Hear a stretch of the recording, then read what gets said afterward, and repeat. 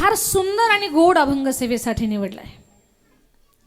या अभंगाचा भाव तुम्हाला सांगते मी. कीर्तनासाठी परिसरातून पंचकृषीतून बरेच वारकरी बरेच भाविक जण आलेले आहेत. थेट सिन्नरच्या भागातून आमचे चास्कर भाऊ आहेत, सपत्नीक इथे आलेले आहेत. आणखी काही चेहरे ओळखीचे आहेत, पण मला आता गडबडमध्ये घाईमध्ये नाव लक्षात येत नाही.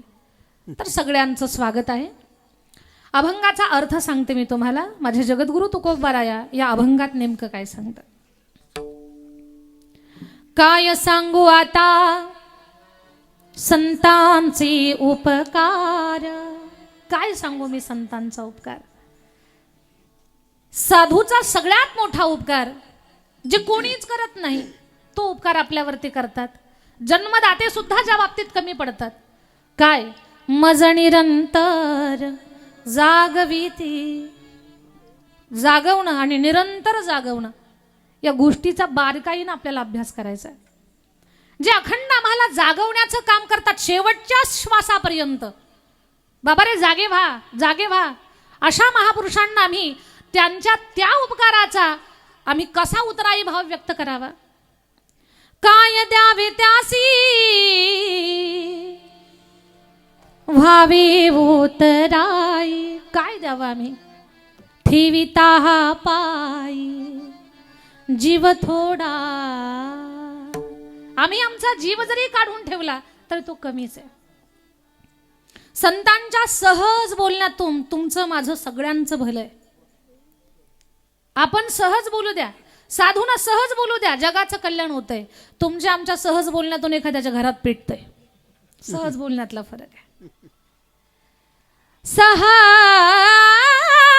बोलणे हित उपदेश. सहज बोलणे हित उपदेश करुणी सायास शिकवीती. प्रयत्नानं परमार्थिक बनवण्याचा अट्टहास या भूमंडलावर जर कुणाचा असेल तर तो साधूचा आहे. करुणी सायास शिकविती. कोणीतरी विचारलं साधूचा साधकाबद्दल भाव कसा. तुकोबारांनी उत्तर दिलं गायीचा बछड्याबद्दल जसा. तू का म्हणे वत्स धीनो वेचे चित्ती तैसे मजयेती सांभाळीत. हा या अभंगाचा अर्थ झाला. आता याच्यात आपण प्रवास करू. विठ्ठल विठ्ठल विठ्ठल विठ्ठल विठ्ठल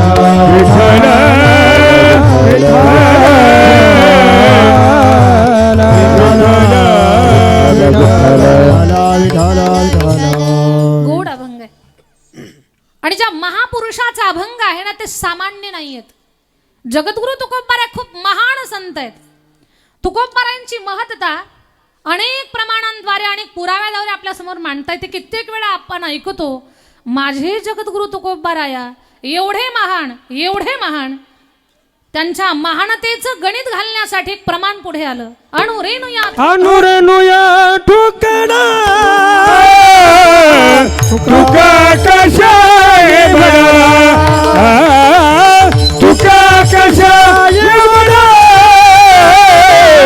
तुका कशाय बडा. अणुरेणुया ठुकडा तुका कशाय बडा. तुका कशाय बडा. तुका कशाय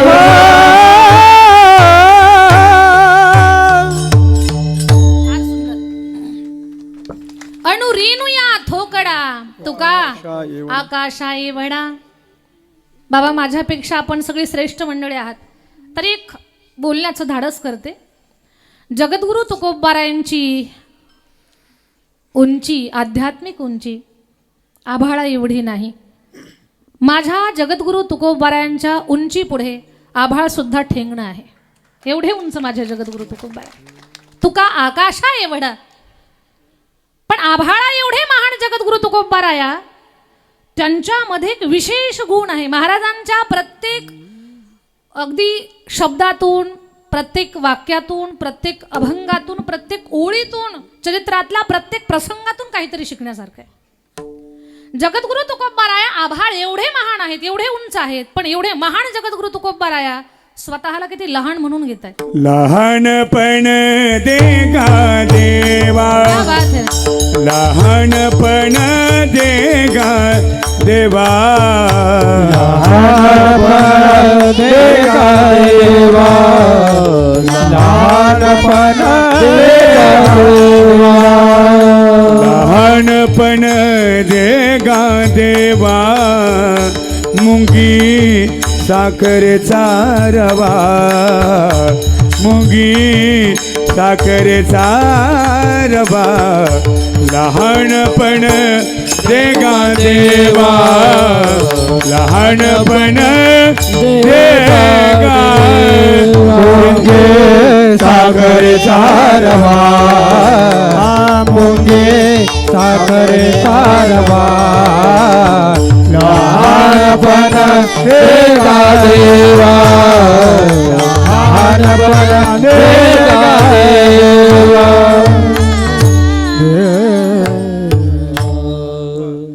मुंगी साखरेचा रवा, मुंगी साखरेचा रवा,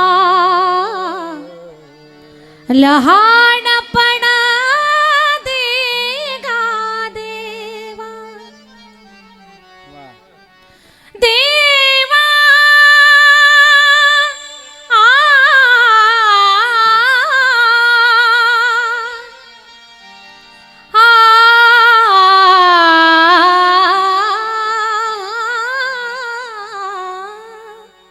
लहानपण देगा देवा, मुंगी साखरेचा रवा. लहानाचं मोठं होता येतं, पण मोठ्याचं लहान होणं अवघड आहे. जमतंय का ते हिंगणवेड? हे कठीण आहे, पण हे ज्याला जमतं ना, खरंच ज्याला लहान होता येतं, खरं जीवन तोच व्यक्ती जगामध्ये महान आहे. ज्याला लहान होता आलं. लहान होणं म्हणजे नेमकं काय तर नम्र होणं. नाही तर जसा माणूस मोठा होईल ना तसा ताठा अभिमान या सगळ्या गोष्टी जुळूनच आलेल्या असतात. मग एवढा उंच झालेला माणूस त्याला लहान होणं खूप जड जातं. पण महाराजांच्या चरित्रातून शिकण्यासारखंच हे आहे. कितीही मोठे व्हा पण नम्रता अंगी. नम्र झाला भूता, तेने कोंडिले अनंता, कोंडिले अनंता, तेने कोंडिले अनंता, नम्र झाला भूता, तेने कोंडिले अनंता, तेने कोंडिले अनंता, तेने कोंडिले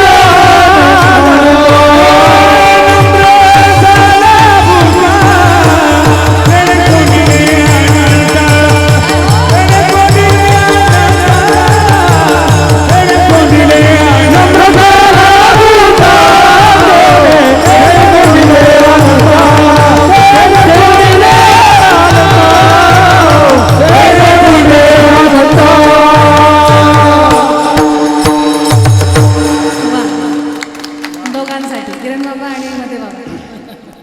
नम्र झाला भूता तेने कोंडिले अनंता. ज्याला नम्र होता येतो तो खरंच जगामध्ये मोठा आहे, तो महान आहे. आता इथे थोडासा विचार करण्यासारखी गोष्ट आहे.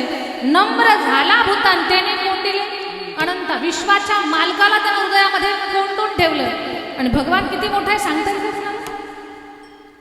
आपल्या कल्पनेलाही जिथे परिसीमा लागते ना त्याच्याही पलीकडे व्यापक जो भरलेला आहे. वा, एवढा विशाल भगवान की विशाल हा शब्द सुद्धा त्याच्यासाठी कमी पडेल. अनंत ब्रह्मांडे उदरी, हरि हा बालक नंदा घरी, हरि हा बालक नंदा घरी, हरि हा बालक नंदा घरी, अनंत ब्रह्मांडे उदरे, हरि बालक नंदा हरि, हरि बालक नंदा हरि, हरि अनंत ब्रह्मांडे उदरी, ज्याच्या उदरामध्ये मोजू शकत नाही अनंत ब्रह्मांड आहेत अशा भगवान परमात्माला हृदयात ठेवणारा तो किती महान, ते किती महान, ते किती मोठे. पण ते कधी मोठे झाले? त्यांना लहान होता आलं, नम्रतेने या सगळ्या गोष्टी साध्य झाल्या. एकच वाक्य सांगेन मी तुम्हाला किंवा यातून एक सूत्र सांगेन. खरंच जगामध्ये स्वतःची आहे ती जागा, आहे ते स्थान, जनमानसातलं तुमचं जे काही पद आहे ते कायम लोकांच्या मनामध्ये राहण्यासाठी खरंच लहान व्हायला शिका. हे तुकोबारायांच्या चरित्रातून खूप काही शिकण्यासारखं आहे. खरंच माणसाला लहान होता आलं पाहिजे. ज्याला नम्र होता येतं ना त्याची जागा कुणीच घेऊ शकत नाही. एक उदाहरण सांगेन मी तुम्हाला. समुद्राच्या पत्न्यांची नावं सांगता येतील तुम्हाला? समुद्राच्या पत्न्यांची हिंगणवेड्या. पुरुष मंडळ तुम्ही सांगू नका, घरी गेल्यावर भांडणं लागतील. हा, समुद्राच्या पत्न्यांची नावं सांगते मी तुम्हाला. गंगा, यमुना, सरस्वती, नर्मदा, सिंधू, कावेरी या सगळ्या त्या नद्या आहेत ना, त्याच्या पत्न्या आहेत. त्या आपल्या पतीला भेटायला जातात समुद्राला. पण भेटायला जाताना रिकाम्या हाताने जात नाहीत. काही ना काही भेटवस्तू घेऊन जातात. काय घेऊन जातात? कुणाची घरं, कुणाची गुरं, कुणाची ढोरं, पर्वत, दगडं, धुंडे, कुणाचे मळे, हे घेऊन जातात. आपल्या नाही का माहेराला गेल्या की काही ना काही घेऊन येतात. हे माझ्या पप्पानं तुम्हाला घड्याळ घेतलं. गुरुजी ऐका ना पुढचं. त्या म्हणजे डायरेक्ट घेऊनच जातात का? चला, तर त्या माहेराला गेल्या ना तुमच्यासाठी काही ना काही भेटवस्तू घेऊन येत असतात. कधी हातातलं घड्याळ, कधी पायातला जोडा, कधी सेलफोन, कधी खूप छान नॅपकिन, खूप चांगले कपडे, असं घेऊन येतात. आणि काय सांगतात? माझ्या पप्पानं घेतलं, माझ्या बाबांनी घेतलं, माझ्या दादानं घेतलं. तुम्हाला माहिती नसतं तुमच्याच खिशातले पैसे असतात ते.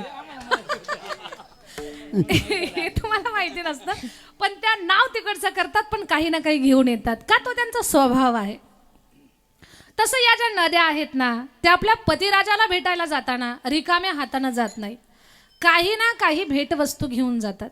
एक दिवस समुद्र काय बोलला?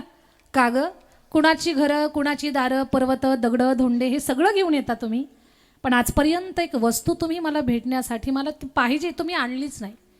ते म्हटलं, मालक सांगून पहा, मोठी मोठी पर्वत सांगा, आंब्याचं बन सांगा, नारळाची बाग सांगा, काही पण सांगा, सारं घेऊन येतो, पण सांगून तर पहा.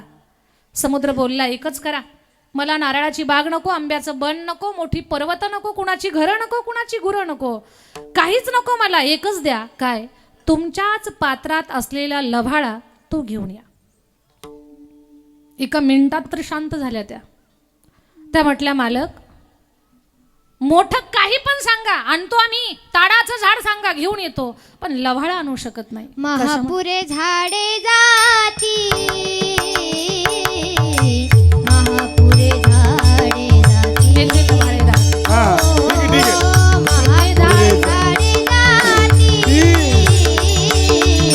तेथे लवाळे वाचती, महापुरे झाडे जाती, तेथे लवाळे वाचती, हो, तेथे लवाळे वाचती, तेथे लवाळे वाचती. महापुरे झाडे जाती, तेथे लव्हाळे राहती. ते लव्हाळ्याला आणू शकत नाही आम्ही. का? आम्ही शांत असलो की ते तुराकडून उभं राहतंय, आणि आम्ही रागात आलो की मुंडी खाली टाकतं. त्याला झुकता येतं, त्याला नम्र होता येतं, पण त्याची जागा आम्ही हलवू शकत नाहीत. हेच महाराजांना नेमकं सांगायचं. खरंच ज्याला जगामध्ये महान व्हायचंय ना, त्यानं लहान व्हायला शिकलं पाहिजे. लहान होण्यात महाराजांनी प्रमाण दिलं. विश्वाचा मालक हृदयात कोंडण्याची क्षमता निर्माण होते, आणि ज्यानं देव हृदयात ठेवला तो किती महान असेल. खरंच जगद्गुरु तुकोबाराय एवढे महान आहेत. सर्वांग भक्तीमध्ये नाहून निघाले महाराजांचं. सर्वांग. अवघा रंग एक झाला, रंगी रंगला श्रीरंग.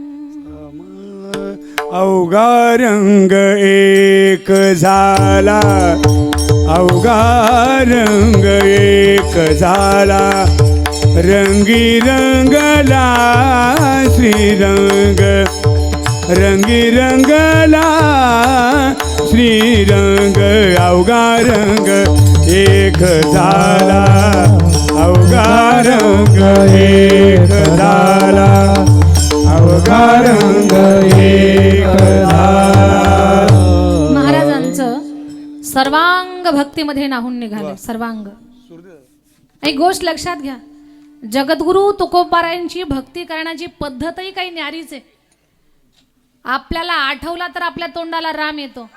हिंगणवेड झोपल्या का काय? जागा राहून ऐका सगळ्यांनी. आपल्याला कधी त्रास झाला, दुःख झालं, आठवलं तर देव आहे आपल्याकडे.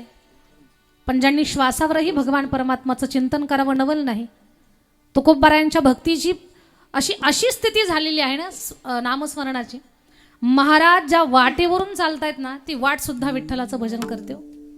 आपली वाट लागली तरी आपल्या तोंडाला विठ्ठलाचं भजन येत नाही. विठ्ठल नाम सारे टाहो, विठ्ठल नाम सारे टाहो, प्रेम भाव विठ्ठल आवडे, प्रेम भाव विठ्ठल आवडे, प्रेम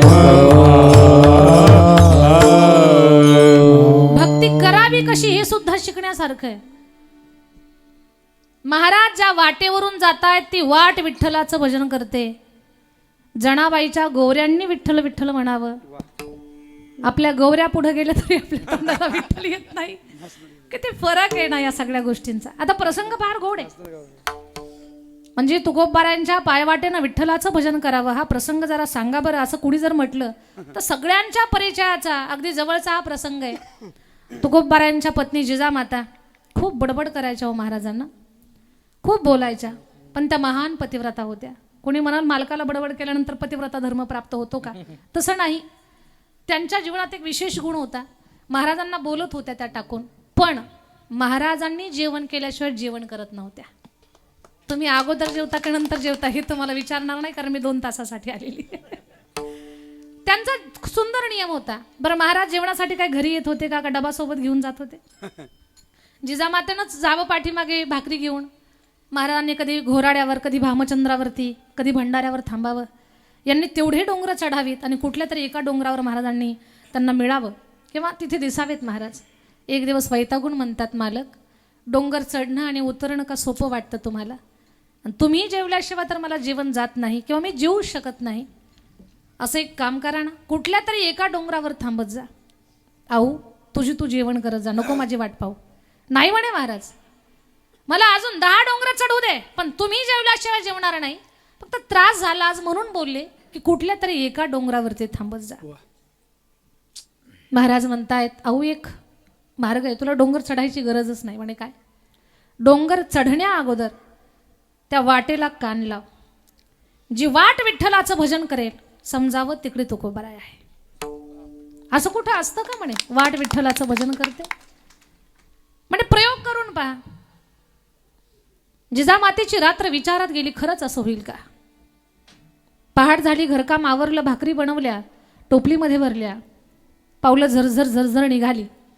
डोंगर दिसले, वाट दिसली आणि वाटेला आता कान लावायचंही ठरवलेलंच होतं.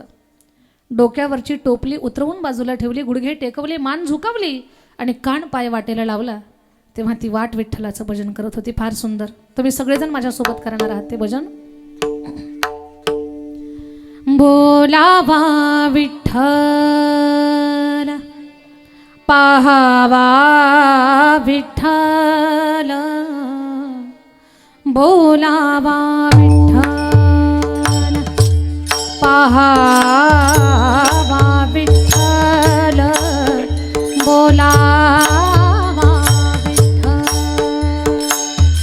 बोलावा विठ्ठल, पाहावा विठ्ठल, बोलावा विठ्ठल, पाहावा विठ्ठल,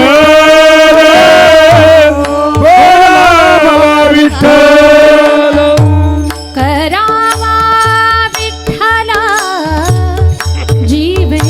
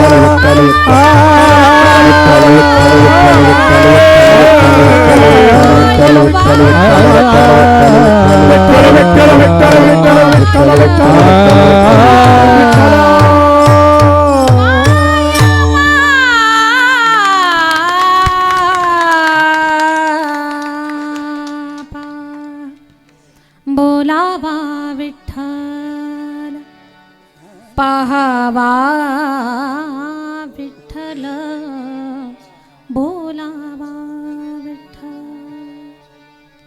जेव्हा विठ्ठलाचं भजन वाट करते ना तेव्हा दोन्ही डोळ्यांना अश्रू धारायला लागल्या. ती वाट चढून जेव्हा जिजामाता वरती गेल्या तुकोबारांचं दर्शन झालं. याच्यातून एक आपल्याला विचार करण्यासारखी गोष्ट आहे. ज्या साधूची वाट विठ्ठलाचं भजन करते ते साधू किती महान असतील. कुणी म्हणेल ताई 350 वर्षापूर्वीची गोष्ट काय पुरावा आहे, फक्त कथा ऐकाव्या तर आम्ही मान्य करावं. आजचा पुरावा देते मी तुम्हाला ताजा. या 2022-23 मधला आजही तुकोबारांची पायवाट विठ्ठलाचं भजन करते. आजही आषाढी पालखी सोहळ्यामध्ये देहू ते पंढरपूर जा, पालखी सोहळ्यात सहभागी व्हा. सांगा तिथे काय असतं. देहू ते पंढरपूर चालणारी पायवाट तुकोबारांच्या पालखी पाठीमागे आजही विठोबाचंच भजन करते. ज्ञानोबाराया माझ्या तुकोबाराया ज्ञानोबाराया माझ्या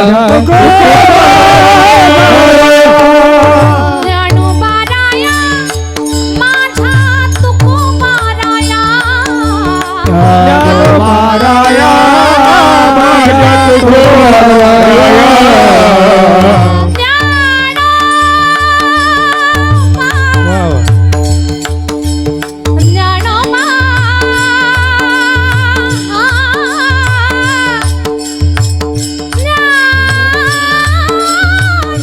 जय हो.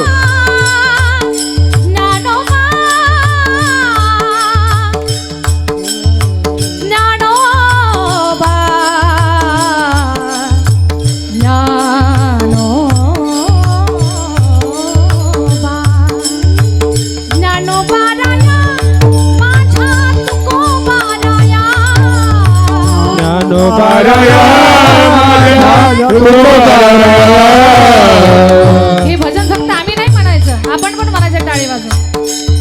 कारण ही वाट आजही श्री विठ्ठलाचं ज्ञानोबाराय तुकोबारांचं भजन करते. त्याचा पुरावा देते मी तुम्हाला. आपल्यातले जे भाविक जन आषाढी पालखी सोहळ्यामध्ये सहभागी होतात, एरवही पालखी मार्गावर जा, माणसाला पालखी दिसते डोळ्यासमोर. ज्ञानोबाराय तुकोबारांचा चाललेला गजर आजही कानावर पडतोय. याही क्षणाला जाऊन पहा. ज्ञानोबाराया माझ्या तुकोबाराया ज्ञानोबाराया माझ्या तुकोबाराया ज्ञानोबाराया माझ्या तुकोबाराया ज्ञानोबाराया माझ्या तुकोबाराया भगवान की आज ही वाट विठ्ठलाचं भजन करते. हा त्याचा पुरावाही त्याची साक्ष आहे. महान असणारे जगद्गुरु तुकोबाराया त्यांच्या जीवनामध्ये साधू संतांचे आशीर्वाद, अनुभव, अनुभूती, साक्षात्कार प्राप्त झाले. साधूचा आपल्या जीवनामध्ये किती मोठा अगदी सिंहाचा वाटा आहे, किती मोठं योगदान आहे. आपल्या जीवनाला जो उजाळा आणि जे सौंदर्य प्राप्त झालेलं आहे ते संत कृपेनं झालेलं आहे. मग तो अंतःकरणातला भाव जगद्गुरु तुकोबाराया अभंगाच्या पहिल्या काय सांगू आता संतांचे उपकार, काय सांगू आता संतांचे उपकार, काय सांगू आता संतांचे उपकार, काय सांगू आता संतांचे काय सांगू आता संतांचे उपकार, काय सांगू आता संतांचे उपकार, काय सांगू आता संतांचे उपकार, काय सांगू आता संतांचे उपकार. मज निरंतर जागविते, मज निरंतर जागविती, काय द्यावे त्यासी भावे उतराई, काय द्यावे त्यासी भावे उतराई. मज निरंतर जागवी, मज निरंतर जागवी, काय द्यावे त्यासी भावे उतराई काय झालं काय सांगू आता संतांचे उपकार मज निरंतर जागवी मज निरंतर काय सांगू आता संतांचे उपकार मला निरंतर सागरी माझा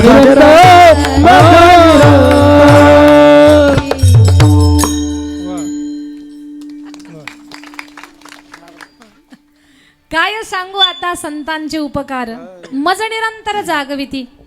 अभंगाच्या पहिल्या चरणामध्ये जगद्गुरु तुकोबाराय सांगतात, संतांचे अगणित उपकार आमच्या जीवनामध्ये आहेत, आमच्यावरती आहेत. तर त्या उपकाराबद्दल, नेमकं संतांबद्दल मी काय सांगू, काय सांगू आता.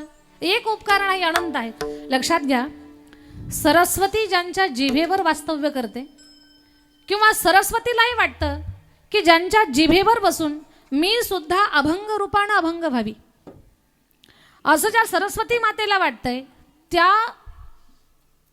ती सरस्वती ज्या वाणीवर बसली, ती वाणी तुकोबारायांची संतांचं वर्णन करताना तिला सुद्धा मर्यादा लागली. काय सांगू आता, काय सांगू मी संतांचा. एक उपकार नाही, अनंत उपकार आहेत. काय सांगू आता संतांचे उपकार, प्रचंड संतांचे उपकार आहेत. तुम्हाला एक साधं सरळ सोपं सांगते. आज माणसातला माणूस जर कोणामुळे जिवंत असेल ना, तर तो संतांमुळे आहे. हे जीवन मिळालंय माणसाला ते परोपकार करण्यासाठी, चांगली कर्म करण्यासाठी, सेवा करण्यासाठी, सत्कर्म करण्यासाठी. कधीतरी माणूस म्हणून जन्माला आलोय आपण. या देहाच्या माध्यमातून आपण चांगली कामं केली पाहिजेत. या गोष्टीची वारंवार जर जाणीव आपल्याला कोण करून देत असेल, वारंवार या चांगल्या गोष्टी आपल्या मनबुद्धीवरती बिंबवण्याचं जर काम कोण करत असेल, तर संत करत असतात. आणि तुमच्या माझ्या सगळ्यांच्या जीवनामध्ये साधू एक एवढा मोलाचा घटक आहेत ना, एवढा मोलाचा. आपल्या जीवनातून संत वजा करा, आपल्या जीवनाला काहीच अर्थ राहणार नाही. पैसा, धन, दौलत, गाडी, बंगला, हे सगळ्या गोष्टी असलेली माणसं खूप आहेत जगामध्ये, पण त्यांच्या जीवनामध्ये सत्संगाचा अभाव आहे. अशा लोकांच्या जीवनाला शून्य किंमत आहे. साधू आपल्या जीवनामध्ये किती महत्वाचे आहेत याचा अभ्यास प्रत्येक व्यक्तीनं करायचा. की संत आपल्या जीवनामध्ये इतके महत्वाचे आहेत, इतके महत्वाचे आहेत. किती महत्वाचे, भाजीमध्ये मीठ जेवढं महत्वाचं आहे ना, तेवढे संत समाज व्यवस्थेमध्ये महत्वाचे आहेत. भाजीतून मीठ वजा करा, जेवणाची चव निघून जाते. आणि जीवनातून संत वजा करा, जीवनाची चव निघून जाते. जीवन बेचव होतंय आपलं. आपल्याला चांगुलपणाच्या गोष्टी सांगणारा आहेच कोण, संताशिवाय. हे करा, ते करू नका, आपला विवेक जागा ठेवण्याचं काम संत महापुरुष करतात. सारखं सांगतात आपल्याला, बाबा रे ऐकून घे, समजून घे आणि जगायला शिक. जेव्हा तू जगशील ना चांगला, तेव्हा तुझ्या त्या जगण्याचा प्रकाश पडल आणि त्या प्रकाशात लोक पुढे गरुड झेप घेतील. पण तू अगोदर जगायला शिक. जगणं काय असतं, किसी के काम जो आए उसे इंसान कहते हैं, पराया दर्द जो अपनाए उसे इंसान कहते हैं. माणूस म्हणून जन्माला आलो फक्त स्वतःसाठी जगण्यासाठी नाही. थोडा तरी परोपकार. परोपकाराय फलंती वृक्षा, परोपकाराय दुहंती गावा, परोपकाराय वहंती नद्या, परोपकाराय मिदम शरीरम. उपकार करण्यासाठी, सेवा करण्यासाठी, सत्कर्म करण्यासाठी, चांगली कामं करण्यासाठी हे शरीर मिळालेलं आहे. हे वारंवार आपल्याला सांगणारे संत आहेत. साधू आपलं जीवन घडवण्याचं काम करत असतात. हा संतांचा मोठा उपकार आहे की साधू आपल्या जीवनाला एक आकार देतात. आकार, एक वैचारिक आकार देण्याचं काम संत महात्मे करत असतात. माझं बोलणं तुम्हाला मी जास्त जड न होऊ देता तुमच्या समोर मांडण्याचा मी प्रयत्न करणार आहे. बोलणं आहे का, कोणी म्हणाल काय उपकार करतात संत, काय पैसे देतात आम्हाला? अजिबात देणार सुद्धा नाहीत, तुमच्याकडनंच घेतील. चला सप्ताला पट्टी फाडा, इकडे दान द्या, तिकडे दक्षिणा द्या, इथे मंदिराचं काम करायचं, तिथे अन्नदान करायचं, इथे महाराजांना दक्षिणा द्यायची. तुमच्याकडनं घेतील, तुम्हाला अजिबात ते धन देणार नाहीत. पण तुम्हाला तुमच्या कष्टानं, प्रयत्नानं, प्रारब्धानं मिळालेलं धन तुम्ही सांभाळावं कसं याचं ज्ञान तुम्हाला दिल्याशिवाय. जोडुनिया धन उत्तम व्यवहारे, जोडुनिया धन उत्तम व्यवहारे. उत्तम व्यवहारे जोडून धरा उत्तम व्यवहारे जोडुनिया धन उत्तम व्यवहारे जोडुनिया धन उत्तम व्यवहारे जोडून धरा उत्तम व्यवहारे जोडून धरा उत्तम व्यवहारे उदास विचारे वेच करी उदास विचारे वेच करी उत्तमची गादी तो एक पावेल उत्तमची गादी तो एक पावेल उदास विचारे उदास विचारे उत्तमची गादी तो एक पावेल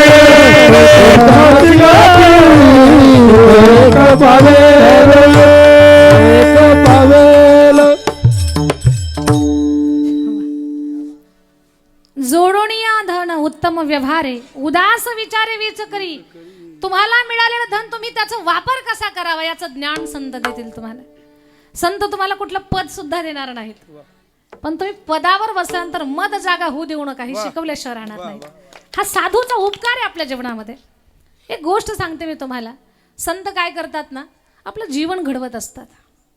साधू एवढी मोठी गोष्ट, एवढी क्रांती करतात आपल्या जीवनामध्ये, विचारांची शस्त्रक्रिया करून आपल्यातली असुरी गोष्टी संपवतात आणि दैवी संपत्ती आपल्यातली जागृत करतात. सोपं सांगते मी तुम्हाला, संत आपल्यातला राम जागा करतात आणि रावण मारून टाकतात. साधूचा उपकार लक्षात घ्या. काय करतात संत? आपल्यातला राम जागा करतात आणि रावण संपवतात. तुम्ही म्हणाल आपल्यात राम कुठे, रावण कुठे, हे तुमचं तुम्हाला परीक्षण करता यावं याच्यासाठी उदाहरण सांगते मी तुम्हाला. रामायणातलं प्रसंग फार गोड आहे.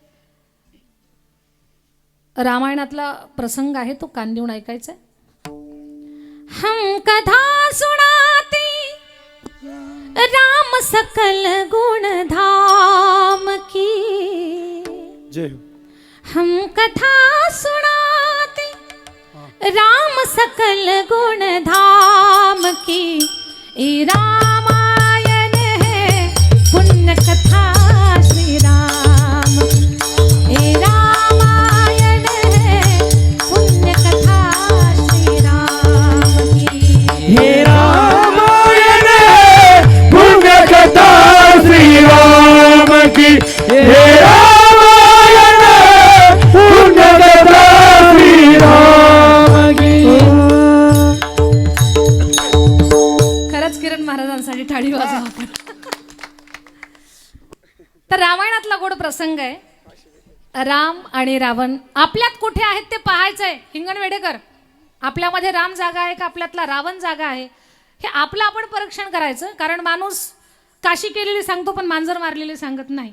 त्याच्यामुळे कुणाकडे परीक्षा द्यायला जायची गरजच नाही. आपण आपली परीक्षा करा. मी फक्त सांगणार आहे तुम्हाला राम आणि रावण आहेत नेमके कुठे, ते कसे आहेत, काय आहेत, आणि त्यातून साधू नेमकं काय करतात तिथपर्यंत मी तुम्हाला घेऊन जाणार आहे. मर्यादा पुरुषोत्तम राघवेंद्र सरकारांनी रामरायानं रावणाला मारलं. रावण जमिनीवर कोसळला, मरण पावला. त्याची पतिव्रता पत्नी आहे, तिचं नाव मंदोदरी. आकांत करायला लागली. जेव्हा तिला कळालं तिचा पती मरण पावला, काही कमी दुःख झालं असेल का तिला? पतिव्रता नारीमध्ये तिचं विशेष नाव घेतलं जातं. माझ्या हिंगणवेड्यांच्या ताईंनो, कान देऊन ऐका. पतिव्रता नारीची महती ख्याती आपल्या सगळ्यांना माहिती आहे, पण त्या मंदोदरीचं वैशिष्ट्य आहे का, ती एवढी महान होती, एवढी महान होती, एवढी विशेष होती. आपण जर अंगावर सोनं घातलं तर आपल्या सोन्यावर मळ चढतो, पण मंदोदरीने जर अंगावर सोनं घातलं ना तर त्या सोन्यातला मळ निघून जात होता. एवढी विशेष होती ती. अशी महान पतिव्रता मंदोदरी, जेव्हा तिला कळालं तिचा पती मरण पावलाय, तेव्हा ती त्या प्रेताजवळ आली. टाहो फोडते, हंबरडा फोडते, रडते, ती आक्रोश करते. महान पतिव्रता आहे. खूप रडली ती, खूप रडली, खूप रडली. पण ऐका ना, रडता रडता रागात आली आहे. पतिव्रता होती ती, रागात आली आहे आणि म्हणते माझ्या पतीला मारणारा मला एकदाच दाखवा. तिला काय अशक्य आहे? तुका म्हणे पतिव्रता तिची देवावरी सत्ता, सूर्याला एका जागेवर थांबवण्याची ताकद पतिव्रतेची आहे. दादा, एका पतिव्रतेनं श्रीकृष्ण भगवंताला शाप दिला, ए काळ्या, महाभारताच्या युद्धात तू 100 मातीत घातले आणि 5 वाचवलेस. अरे 100तलं 1 तरी ठेवायचं होतं मला आई म्हणायला. आणि मला माहिती आहे या सगळ्या महाभारताच्या प्रकरणाचा कळसूत्रा तू आहेस. माझा शाप आहे तुला, तुझ्या कुळात कुणीच राहणार नाही, तुझ्या कुलाचा नाश होईल. त्या पतिव्रतेचं नाव काय? गांधारी. ज्या दिवशी तिला कळाला ना तिचा होणारा पती आंधळा आहे, त्यानं त्याच दिवशी डोळ्याला पट्टी बांधून घेतली. तेव्हा पतिव्रता धर्म प्राप्त झालाय. अजून अक्षरा पडायच्या होत्या, पण तिला कळाला तिचा होणारा पती आंधळा आहे. ती म्हटली माझ्या होणाऱ्या पतीला जर जग पाहता येत नसेल तर मी सुद्धा हे जग पाहणार नाही. पतिव्रता धर्म सहज प्राप्त होत नसतो, त्याच्यासाठी पतीच्या ठाई श्रद्धा आणि समर्पण असावं लागतंय. जर एक पतिव्रता नारी पतीसाठी डोळे असून डोळ्याला पट्टी बांधून घेत असेल, आता माझा प्रश्न तुम्हाला आहे, जर तुमच्या मालकाला शुगर असेल तर तुम्ही खरंच जामून खायला पाहिजेत का? हिंगणवेढ गांधारीनं पतीसाठी डोळ्याला पट्टी बांधून घेतलीये, आणि इथे जर तुमच्या मालकाला शुगर असेल, त्यांना जामून खाता येत नसतील, तर तुम्ही सुद्धा जामून खायला पाहिजेत का? त्याचा त्याग करायला पाहिजे. तुम्ही त्याग नाही करत, तुम्ही म्हणता पप्याचा बाप थांबा, तुम्हाला साखर झाली, आणा इकडे मीच खाते. म्हणजे आपले ते आपले खातात, त्यांचे पण खातात जामून. विनोद बाजूला ठेवा. मूळ सांगायचं मला तुम्हाला, पतिव्रता धर्म हा असाच प्राप्त होत नसतो, त्याच्यासाठी श्रद्धा आणि समर्पण असावं लागतं. आणि त्या बळावर पतिव्रतेची ताकद बघ. ती सूर्याला थांब म्हणेल ना, ती थांबलंच पाहिजे त्यांना. तशी महान पतिव्रता माता मंदोदरी रागात आली. माझ्या पतीला मारणारा मला एकदा दाखवा. कोणीतरी बोट केलं, तो तपस्वी तिथे दगडावर बसलेला आहे. समोरून नाही आली भगवंताच्या, मागच्या बाजून आली. राम थोडेसे चिंतेत होते, दुःखी होते. का? युद्धामध्ये निष्पाप जीव मारले गेले होते. मागच्या बाजून आली मंदोदरी. तिची सावली रामरायाच्या पायाजवळ पडली. भगवान तटकन उठून उभे राहिले, हात जोडले. माहिती नव्हतं ती रावणाची पत्नी आहे. हात जोडले आणि भगवान बोलले, आई कोण आहेस ग तू? आई या एका शब्दात मंदोदरीचा राग शांत झाला. त्या शब्दाची ताकद आहे. आई तू कोण आहेस? मंदोदरी शांत झाली. म्हणते, हे तपस्वी, 20 भुजांचा 10 मस्तकांचा बलशाली शौर्यवान धैर्यवान राजा रावण, त्याची दुर्भागी पत्नी मी मंदोदरी आहे. भगवंताला कळाली त्याची पत्नी आहे. देवानं हात जोडला, आई मला माफ कर. मला माहिती होतं तुझा पती फार महान होता, शौर्यवान होता, धैर्यवान होता, ब्रह्माचा वंशज होता, तो बलशाली होता, पवित्र कुळात होता. 4 वेद 6 शास्त्र 18 पुराण त्याला मुखोद्गत होते, आणि भगवान शंकराचा तो लाडका भक्त होता. आई एवढं सगळं माहिती असताना किंवा तो तसा असताना तो अधर्मानं वागला, म्हणून मला मारावा लागला, मला माफ कर मा. मंदोदरी म्हणते, हे तपस्वी, मी तुला कोसण्यासाठी शाप देण्यासाठी आलेले नाही. भगवंतानं विचारलं, मग आई तू का आलीस? मंदोदरीनं सांगितलं, हे तपस्वी, मला माहिती आहे माझ्या पतीच्या भुजामधलं बल, मला माहिती आहे त्याचं ज्ञान, त्याची विद्वत्ता, त्याचं शौर्य, त्याचं धैर्य फार महान होता. तो कैलास पर्वत हातावर घेऊन नाचण्याची ताकद तो ठेवत होता. कुबेराच्या कॉलरला पकडून तो खाली आणत होता. लंकेचा राजा होता. 33 कोटी देवता त्यांना बंदिशाळेमध्ये टाकलेले होते. 9 ग्रहांच्या पायऱ्या त्यानं केल्या होत्या. एवढा तो महान होता. पण असं काय त्याच्यामध्ये कमी, ते तुझ्यात विशेष, की तुझ्या हातानं त्याला मरावं लागलं, ते पाहण्यासाठी मी इथं आलेली आहे. काय म्हणते मंदोदरी, असं काय तुझ्यात विशेष आहे तपस्वी, की ते माझ्या पतीमध्ये नाही? एवढा माझा विशेष पती आहे, पण त्याच्यात ते नाहीये. हे पाहण्यासाठी मी इथं आले, तुला कोसण्यासाठी आलेले नाही. भगवान बोलले, आई मग तुला कळालं का माझ्यात काय विशेष आहे, तुझ्या पतीमध्ये काय कमी आहे? मंदोदरी बोलली, हे तपस्वी, इथं आल्याबरोबरच मला कळालं की तुझ्यात काय विशेष, माझ्या पतीमध्ये काय कमी. भगवान बोलले, आई मग सांग ना, तुला माझ्यात काय विशेष दिसलं?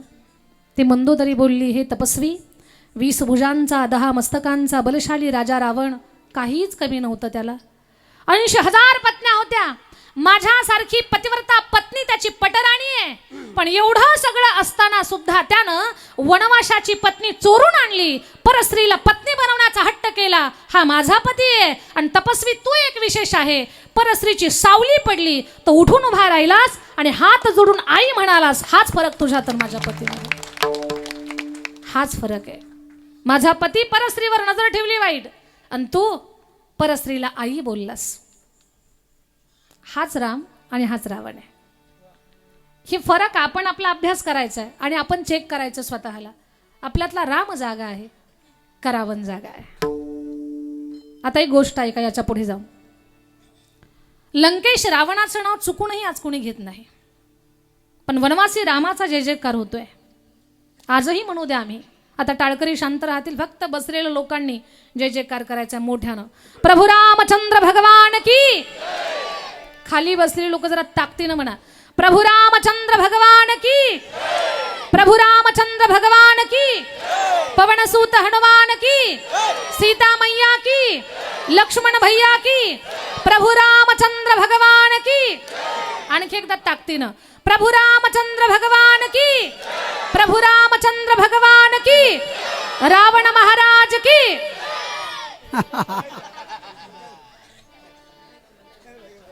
आवेशात कळालंच नाही वाटतं, गडबड झाली ना.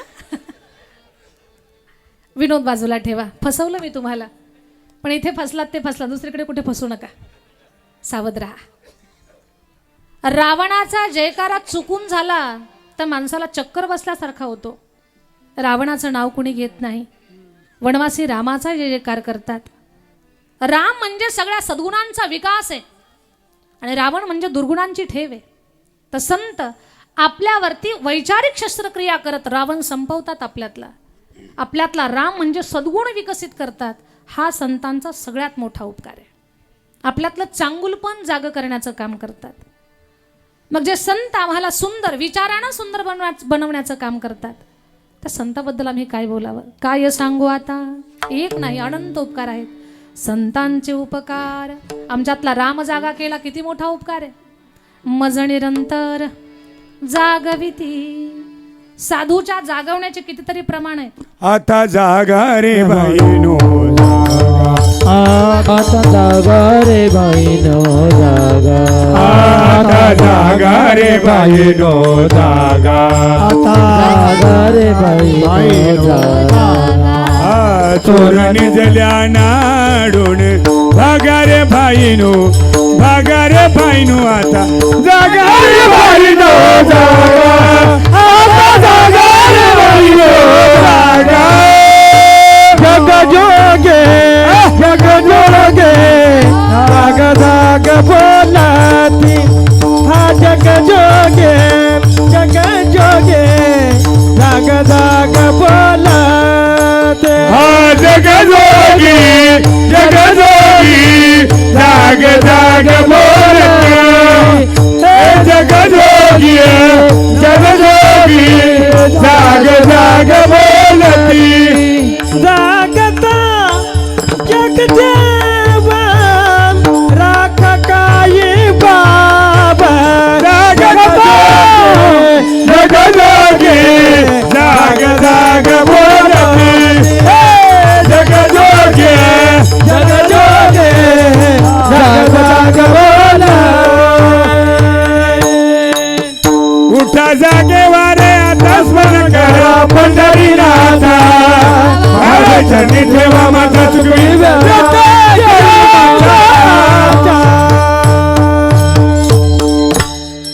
सलग प्रमाणांचा पूर. उठा जागे भारे आता, स्मरण करा पंढरीनाथा. भावी चरणी ठेवा माथा, चुकवी व्यथा जन्माच्या. संत जागवण्याचं काम करतात. मज निरंतर जागविती. जे साधू आम्हाला जागवण्याचं काम करतात, अज्ञानाच्या झोपेतून काढतात, ज्ञानाची दिशा दाखवतात, त्या संतांचा हा जो प्रचंड मोठा उपकार आमच्या जीवनामध्ये आहे, त्या संताला आम्ही द्यावं काय. अभंगाचं दुसरं चरण. काय द्यावे त्यासे व्हावे उतराये काय द्यावे त्यासे व्हावे उतराये काय द्यावे त्यासे व्हावे उतराये काय द्यावे त्यासे व्हावे उतराये काय द्यावे त्यासे व्हावे उतराये काय द्यावे त्यासे व्हावे उतराये काय द्यावे त्यासे व्हावे उतराये काय द्यावे त्यासे व्हावे उतराये देविता पाये देव थोडा देविता पाये देव थोडा पाय द्यावे त्याचे व्हावे उतराये काय द्यावे त्याचे व्हावे उतराये देविता पाये देव थोडा देविता पाये जीव थोडा काय द्यावे त्याचे व्हावे उतराये काय द्यावे त्याचे व्हावे उतराये व्हावे उतराये देविता पायी देव थोडा देविता पायी देव काय द्यावे त्याचे व्हावे उतराये देवी तो हा पायी देव थोडा देवी तो हा पायी देव थोडा. खूप छान. काय द्यावे त्यासे व्हावे उतराई ठेविता हा पायी जीव थोडा. जे संत आम्हाला जागवण्याचं काम करतात त्या संतांना आम्ही काय द्यावं. आम्ही आमचा जीव जरी काढून ठेवला तरी तो कमीच आहे. याच्यातून एक गोष्ट सुंदर विचार करण्यासारखी शिकण्यासारखी आहे. म्हणजे एखाद्यानं जर आपल्यावरती उपकार केला ना तर त्या उपकाराची किमान जाणीव आपण ठेवावी. म्हणजे महाराजांच्या अंतःकरणात तर आले ना की आम्ही काय द्यावं बरं, त्यांचे एवढे मोठे उपकार आहेत आमच्यावरती. सामाजिक जीवन जगत असताना उपकार अपकार या गोष्टी सारख्या आपल्या कानावर पडत असतात. पण खरंच ज्या व्यक्तीला उपकाराची जाणीव आहे ना अशी माणसं समाजामध्ये आदर्श घेण्यासारखे असतात. पण काही अशा असतात महाभाग की त्यांना उपकार तर कळत नाही पण उपकाराचा अपकार केल्याशिवाय राहत नाही. एक उदाहरण सांगते मी तुम्हाला. ग्रामीण भागातलं उदाहरण बहुतेकांच्या परिचयाचं माझ्या आवडीचं. याही अगोदर कदाचित ऐकलं असेल नसेल पुन्हा एकदा ऐका. एक शेतकरी गृहस्थ होते. त्यांच्याकडे 2 तरणी गोरी होती. त्यांनी ती बैलगाडीला जुंपली आणि शेतामध्ये निघाले. पहिल्यांदा बैलगाडीला जुंपली. तरण्या गोऱ्यांना काही शिस्तीमध्ये चालायची सवय नाही. खदडाक खदडाक खदडाक खदडाक खदडाक. अगदी बरोबर किरण बाबा. खदडाक खदडाक निघाले. शेतामध्ये गेला तो गृहस्थ. त्यानं ती बैल सोडली. दिवसभर शेतातलं काम पाहिलं. संध्याकाळी पुन्हा ती बैलगाडीला जुंपली आणि तो व्यक्ती गावाकडे निघाला. पण जशी बैल गावाकडे निघाली सायंकाळच्या वेळेला तशी जोरात पळायला लागली. आपण म्हणतो की नाही ग्रामीण भागातली लोक गाव जवळ आले की बैल येण्यासारखी करतात आणि पाहुणे घरात आले की लेकरं उलट्याच उड्या मारतात. आता ते उलट्या उड्या का मारतात त्याचं उत्तर अजून लोकांना सापडलेलं नाही. बरं ती अशी उलटी उडी त्याला कोणती उडी म्हणतात तुमच्याकडे? कोलांटी उडी. अशी उडी. मी काय उडीच्या विरोधात नाही बरं. कुणी कुठं उड्या मारा. मी काय उडीच्या विरोधात नाही पण लेकरांना उडी मारू द्या. आई जवळ वडिलांजवळ गल्लीमध्ये का पाहुण्याच्या थोबाडावर. एक म्हातारा पाहुणा 2 दात होते त्याला. कट्ट्यानं उडी मारली 2 दात पाडून टाकले म्हाताऱ्याचे. घरातली माणसं घरात घेणार म्हाताऱ्याला म्हणे जाताना असं नव्हतं येताना असं कसं झालं. तर ते कार्ट उड्या मारायला लागलं. घरात पाहुणे आले की कार्टे उड्या मारतात. गाव जवळ आले की बैल येण्यासारखी करतात. तशी ती बैल सुसाट पळायला लागली. एवढी पळतात गाडी चालवणाराला गाडी कंट्रोलमध्ये राहीना. गाडीवरचा ताबा सुटला. बैलाच्या नाकातली व्यसन तुटली. भैया गाडीवाला. रस्त्यावरची लोक म्हणायला लागली ए दादा जरा तुझी गाडी दमाना चालव. अरे किती पळते तुझी गाडी. कुणाच्या अंगावर जाईल. ऐक जरा. भैया गाडीवाला गाडी धीरे धीरे धीरे हाकरे. गाडी धीरे धीरे धीरे धीरे धीरे हाकरे. गाडी धीरे धीरे धीरे करे गाडी धीरे धीरे धीरे करे. भैया भैया भैया भैया भैया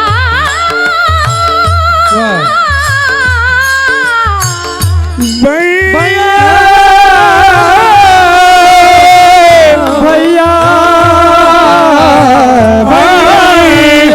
भैया भैया आम भैया आना आना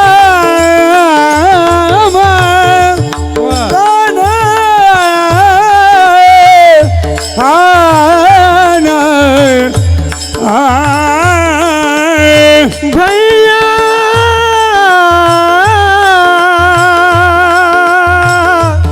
ओ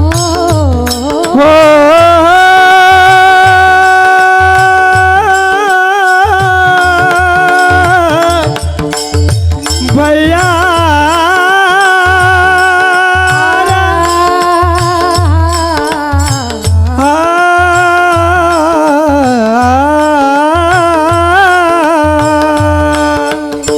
भैया भैया रे भैया भैया भैया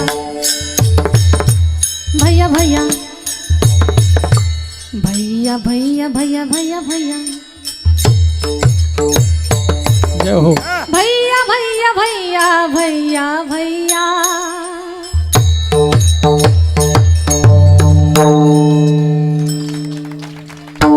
भैया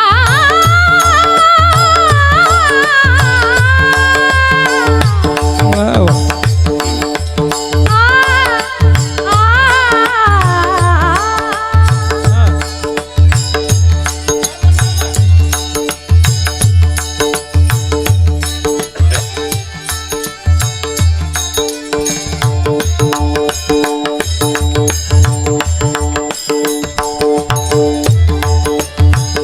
भैया गाडीवाला भैया गाडीवाला गाडी धीरे धीरे धीरे हाकरे गाडी धीरे धीरे धीरे हाकरे. गाडी धीरे धीरे धीरे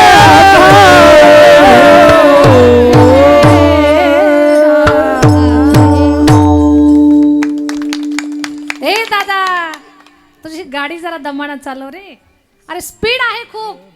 व्यसन तुटली तो सांगायला लागला. ताबा सुटला बाबा तुम्हीच बाजूला सारखा.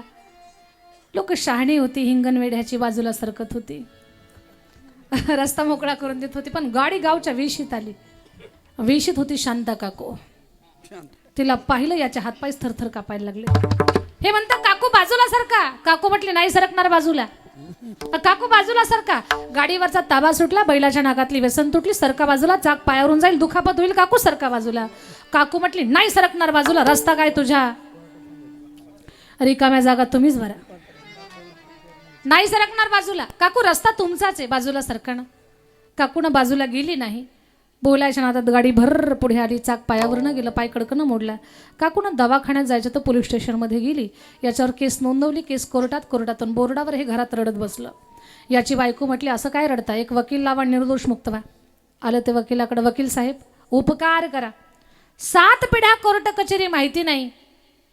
तुमचे उपकार मी विसरणार नाही. याची उतराई केल्याशिवाय राहणार नाही. लक्षात घ्या. परतफेडीचा भान कुणाला असतं कुणाला नसतं याच्यावर मी सांगते तुम्हाला. मी याचे उपकार तुमचे फेडल्याशिवाय राहणार नाही. 20,000 केस फायनल करायची ठरली. वकिलानं सांगितलं काळजी करू नको, मी सांगतोय तेवढंच बोलायचं, आगाऊ काही बोलायचं नाही, एवढ्यानं तू सुटून जाशील. त्यानं विचारलं काय म्हणायचं, म्हणजे कडघऱ्यात जेव्हा तुला उभं करतील प्रश्न हजारो येऊ दे, उत्तर एकच, बुईंग. म्हणे मी सुटल का त्यानं, म्हणे विश्वास ठेव आणि कामाला लाग. कडघऱ्यात उभं राहिलं, समोर शांता काकू जज साहेबवरती. वकिलाला याला विचारलं नाव काय तुमचं, याला शिकवूनच ठेवलं होतं. हे बोललं बुईंग.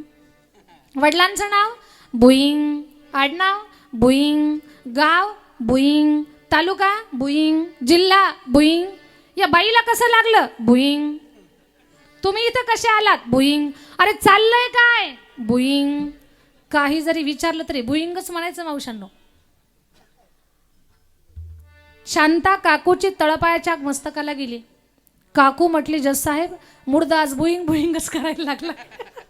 काल तर जोरात म्हणत होता काकू बाजूला सरका, बाजूला सरका, माझा गाडीवरचा ताबा सुटलाय, बैलाच्या नाकातली व्यसन तुटली, सरका बाजूला, चाक पायावरून जाईल, दुखापत होईल, पाय मोडल तुमचा. हे काल मला सांगत होता. मीच म्हटले रस्ता काय तुझ्या. हे कुणी कुणाला सांगितलं, काकूनं साहेबांना सांगितलं.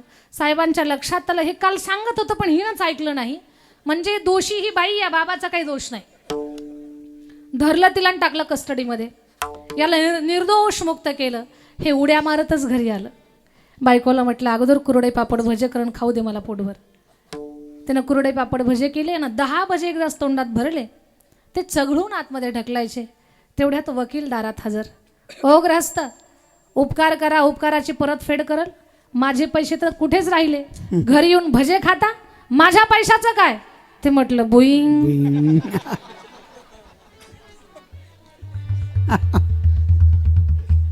कीर्तन झाल्यावर मला बुईंग करू नका तसं काही होणार नाही ना महाराज. आणि जरी तसा अंदाज वाटला सरपंच साहेब तर मी इथंच बशीन, कुठंच नाही जाईन. विनोद केला मी. बाजूला सोडून द्या. हिंगणवेडं खूप छान आहे. बुईंग करायची काहीच गरज नाही.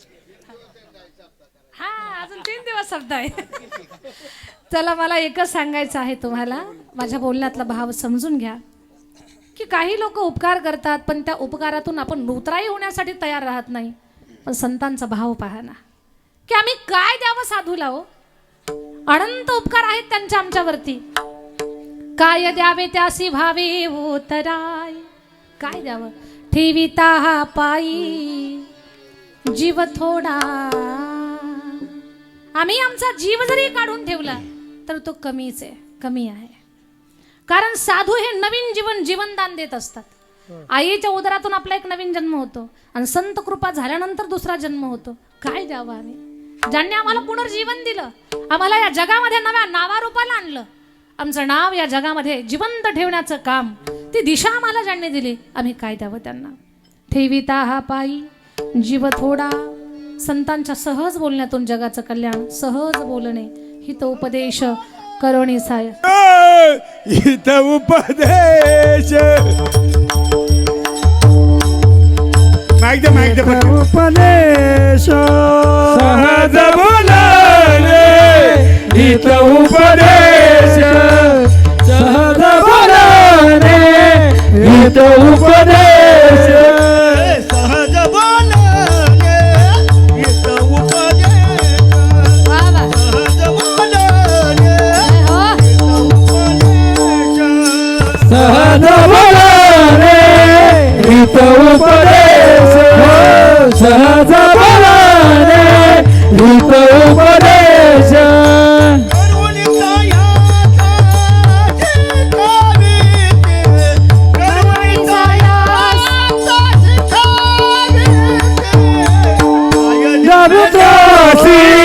वावे उतराई काय द्यावे त्यासी वावे उतराई करुण सरस शिकावीत करुणी सरास शिकावीत काय द्यावे त्यासी वावे उतराई काय द्यावे त्यासी वावे उतराई वावे उतराई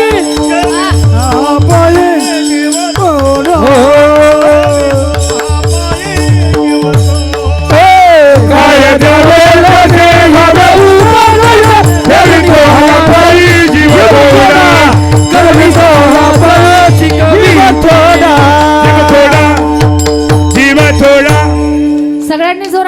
वाजवा बाबांसाठी.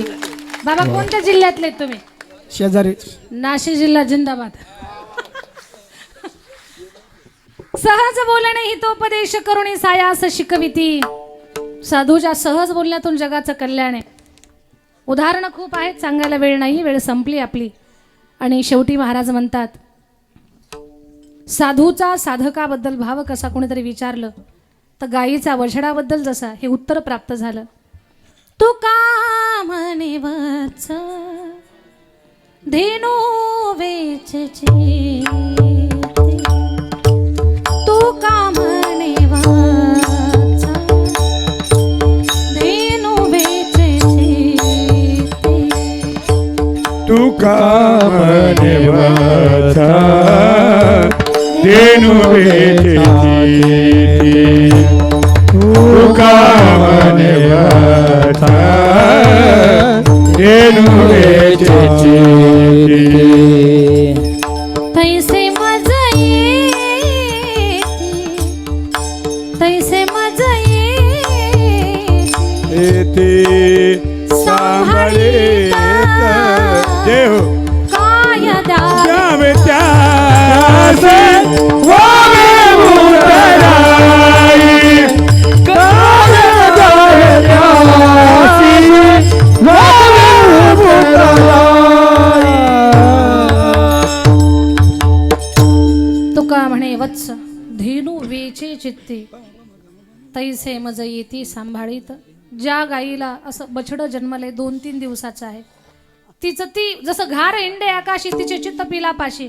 गाय वनामध्ये चरते पण तिच्या लेकराकडे तिची त्या बछड्याकडे जशी ओढ असते, तेवढा एक एवढा सुंदर भाव साधूचा नवोदित साधन पथा या भक्तिपथावर जे साधक चाललेले आहेत ना त्यांच्याकडे असतो.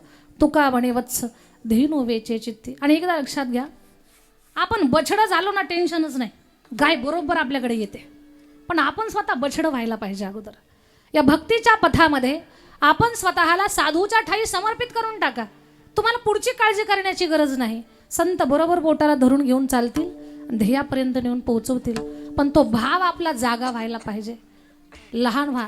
सुरुवातच या अभंगाची आजच्या कीर्तनाची याच्यापासून केलेली मी. लहान व्हा, सगळं मिळून जाईल तुम्हाला. बछडे व्हा, छोटंसं पिलू व्हा, मांजरीचं पिलू व्हा, माकडाचं पिलू होऊ नका.